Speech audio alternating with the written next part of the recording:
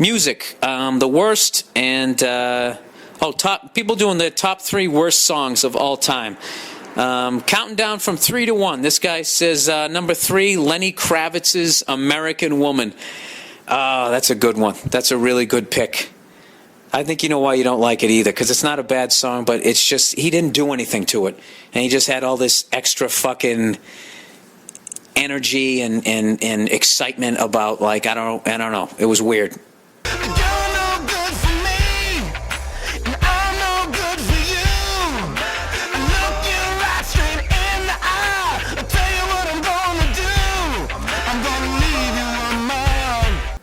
I don't know. It's kind of like when I watch Bruce Springsteen. He slides across the stage on his knees, and it's just like, I'm glad you're having a good time because I'm really not feeling it.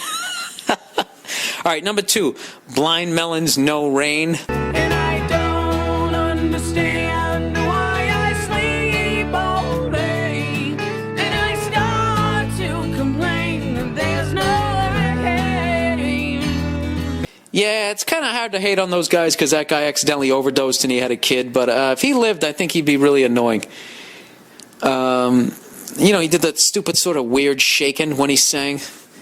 That sort of contrived, I'm crazy, that lead singer from the Vines did. And Eddie Vedder used to do way back in the day, where he'd roll his eyes up into his head, and I was supposed to actually believe that he was going into a trance rather than trying to be artistic on purpose.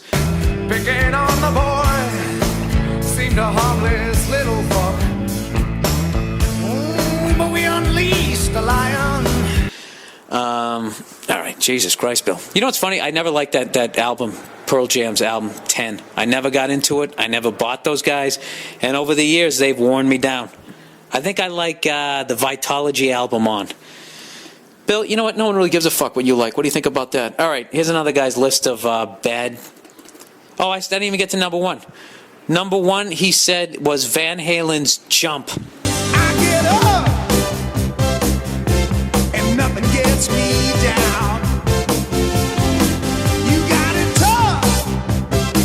I've seen the toughest around. Okay. Really? I mean, yeah, that was kind of lame for Van Halen. You know what the worst part of that video was when they did the keyboard breakdown and David Lee Roth mimed playing keyboards. The only thing that saved that video is you could tell that they were all just completely, absolutely fucking blind drunk. And that's what has always saved Van Halen. Aside from that, they're fucking one of the, you gotta understand, those guys came out when disco was at their height, so you gotta respect that shit. The 4 distinctive personalities that would later ignite the mighty Van Halen first flickered into the world during a time when a hip-swiveling rocker known as Elvis was recording his earliest tracks at Sun Records, and Marilyn Monroe was making her debut on the cover of Playboy. And this guy also added his 3 top favorites. Judas Priest, "Desert Plains." Is there any other old fucking metalhead out there that remembers that one? Huh? Let me see. I got it right here. You remember this song? Come on.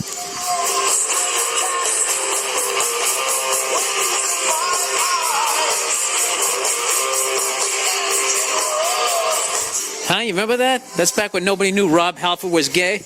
Right here. From desert plains. Oh, yeah, and then you'd be like, yeah, this guy rocks. And then you always get a hint that he was gay when he would start singing like this. You're like, yeah, geez, fucking awesome, man. This guy rocks. This guy's the man. You know what I'm saying? Okay, that was kind of weird. Fuck that. I don't give a shit what he's doing, man. I think Rob Halford, he's still the shit, All right, number 2. He said Black Sabbath's "Hard Road," and his number 1 favorite song of all time is Ronnie James Dio, "Last in Line." Jesus Christ, you got to be watching that metal show with Jim Florentine. It was the Garden of Eden, the beginning of time. Adam said, "Eve, little girl, I wanna make you mine." So wait a minute, big boy, not so fast. I wanna think this over, wanna love is gonna last. Eve said to Adam, "Catch me if you can." It's been the same old story ever since the world began. Superman never made any money. saving the world from Solomon Grundy. And sometimes I despair the world will never see another man like him.